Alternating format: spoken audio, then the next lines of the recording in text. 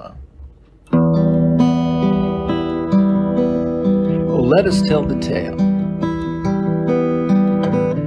of Johnny Tremain, a man with a webbed hand and a tale too cruel for the brave. From Boston he hailed, a blacksmith's ward, aimed to end the British rule of the colonies, yet he could barely hold a sword. With Adams and Revere and other friends, yet he repel the redcoat scum.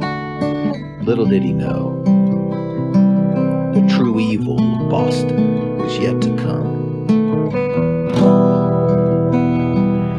While he did slay a few redcoats from a brush of dunghill, his next challenger would prove in this world there are hidden evils. To say Boston was the hellmouth of Goblin Lord would be an understatement, for every citizen knew not the eldritch portal that lived beneath their basement.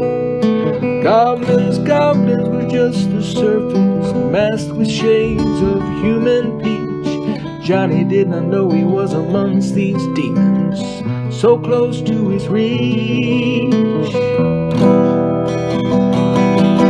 Yes, Revere was one of these ilk that sought the British to flee, for he was a goblin king who wanted to expel all that were accused of villainy.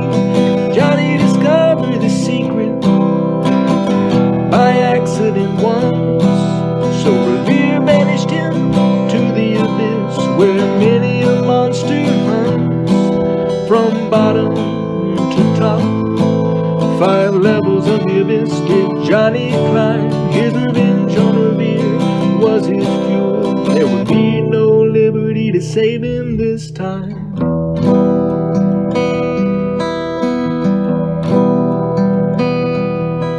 At the bottom of the hole, he was met with silence and frost. Johnny was convinced that all hope was lost. That was until he met a new friend. Benedict Arnold was his name, and he too was thrown down there to meet his end.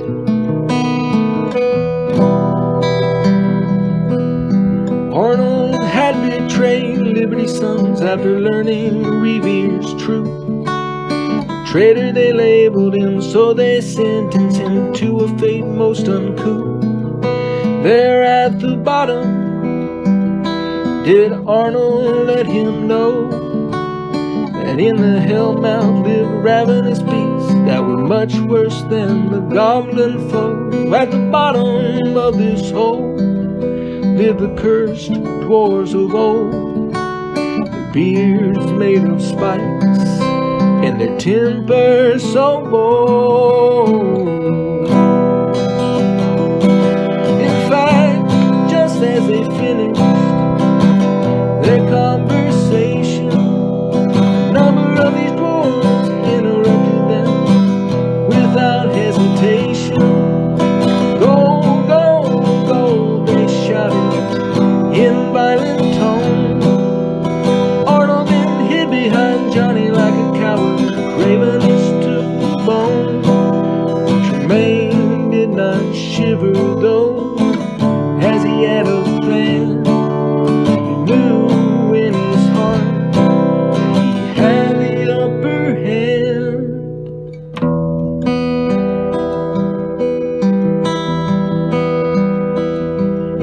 From his jacket he pulled his buttons away from their holes.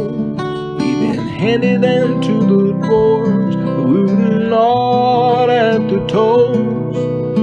Benedict and Tremain were then granted and guided the way to lead. Little did the dwarves know though, they had been deceived. While the buttons on Johnny's jacket definitely appeared to be of high class, in reality they were nothing but finely engraved brass. as they climbed the hill to the next level. Johnny and Arnold laughed at how easy it was to avoid that trouble. Mid-chuckle, they were stopped in their tracks, however, by the ghost of a wizard with a particular endeavor. You see, this witch had no company in this horrid place, besides the echoes of whispers spoken by those who have sinned throughout all time and space. These whispers are clearly driven the ghoul man, and he intended to keep both heroes there forever, so he would no longer be sad. Johnny, however, had a scam at the ready to school this ghoul with a gaslight levy.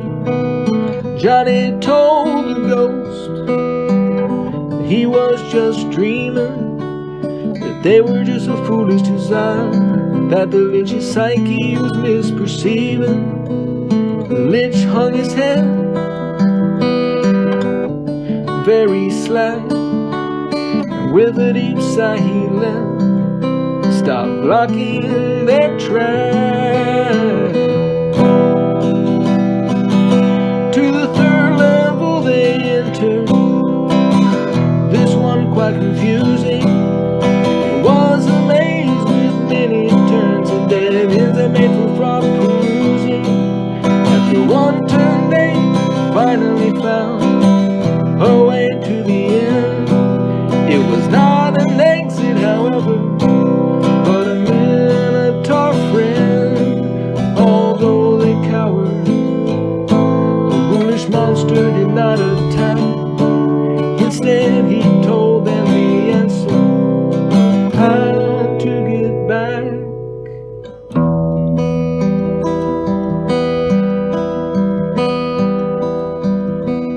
He told them that to escape the maze they must each make a great sacrifice, that whatever they gave had to be worth a lot to suffice. Benedict grimaced as he gave the monster his eyes, knowing that he would no longer be able to read, write, or surmise. Johnny Tremain was more clever and bold, and offered the minotaur nothing of his body but the life of Arnold.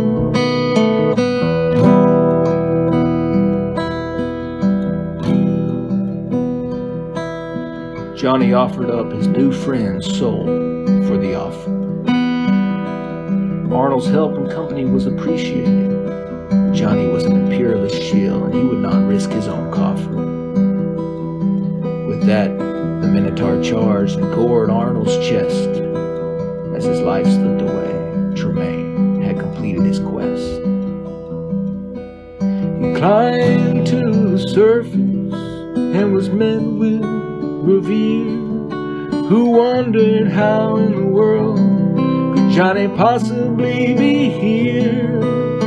Johnny told the tale of how he bested the monster of Boston's deeps and aimed to expose Revere for the company he keeps. Revere laughed and hawed at the tale Johnny spun, as Johnny did not realize that the Sons of Liberty and the Goblins had already won.